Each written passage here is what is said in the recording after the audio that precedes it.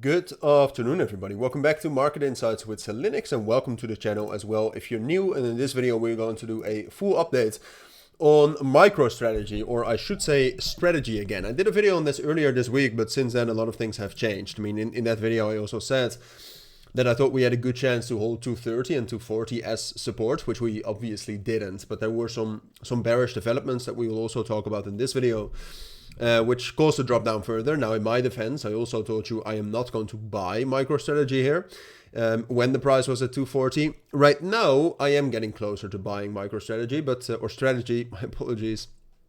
MSTR stock.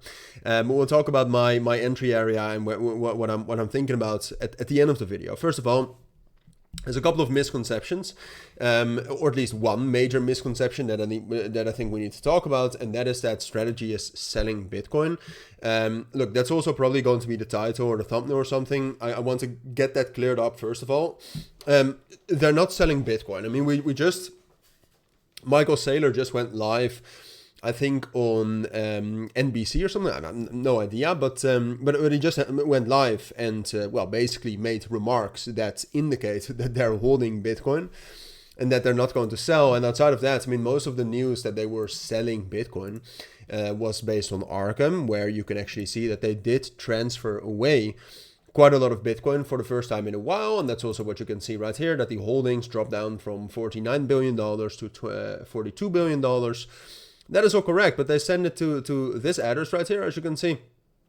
And, well, multiple addresses, as you can see right here. And this is just, in general, this is very normal, okay?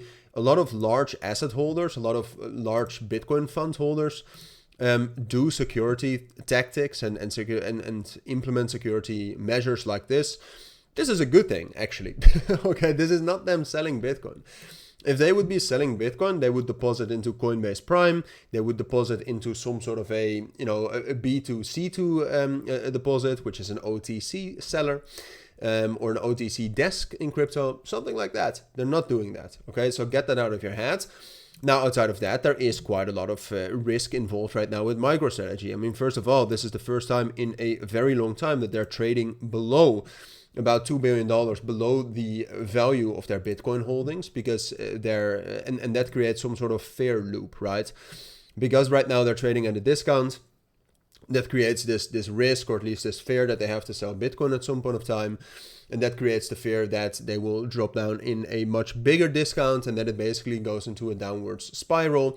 And then we also have this bearish pressure coming from the liquidity situation in the United States. Now, I have good news. Yesterday and the day before, we had repo operations. That is a sign of liquidity stress, and the SOFR spread was also quite high. Another sign of that, but so far today, we barely had any repo operations. So it seems to me that the liquidity crisis, at least for now, short term, has calmed down a bit. So that is relatively bullish. Ultimately, and that's also why Bitcoin is finding some sort of a bottom. Like, if you take a look at this chart, it's hard to be bullish, and that's also why I will be cautious with buying strategy. But in times like these, when there is extreme fear, very often it is a good idea to start to think about buying. Okay, I've been in this market, especially the crypto market, for a very long time, and every time that there was extreme fear in the markets in the last 2 years, I started buying, and that is, I think, those were some of the buys where I made most of my money, okay? And it's especially, look, I always say you should buy fear, but you should never buy fear when it first starts. I think the fear with strategy has been in the price for quite some time already. I know the fear for Bitcoin has been in the price for over a month already as well. So I think this is the time we should start talking about buying. I don't think strategy needs to sell their Bitcoin. I don't think Bitcoin will drop down much lower. I don't think the liquidity problems in the US will turn into some sort of a major crisis. Okay, so where to buy? Well, we have one critical support level. We are at support right now. We basically have support between $200 all the way into 165. Because I'm already accumulating Bitcoin, I will be very conservative with any strategy buys, MicroStrategy buys. So the key area I'm looking at is the point of control of the previous range we formed in March 2024 until September 2024. Okay, so then the like my favorite buy area would be between 175 and 165. That is the area where I'm willing to buy. Beautiful box. Anything above that, it's just not worth it for me specifically, because I already have quite a lot of Bitcoin that I've bought in the last week.